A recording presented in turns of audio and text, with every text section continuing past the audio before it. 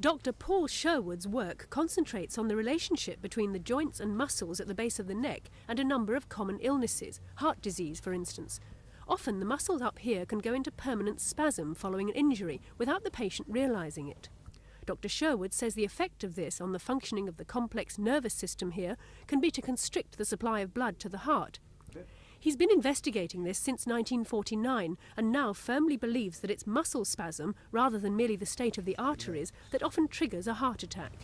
If a person doesn't have a spasm of the artery, I think the probability of them having a thrombosis is very slight, probably.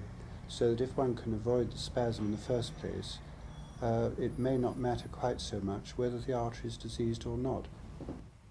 Dr. Sherwood's treatment starts with electrical impulses which are fed into the patient's body through special pads to make the muscles relax and contract, dispersing tissue fluid.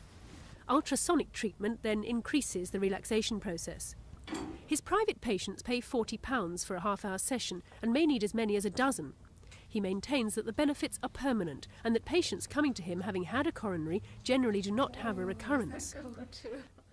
The medical establishment, however, is wary of Dr. Sherwood's claims.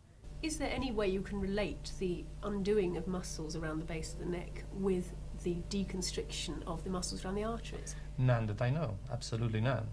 I've been working in this field of why coronary arteries constrict all of a sudden for about 10 years, and I'm still trying to understand why, and I haven't so far the idea.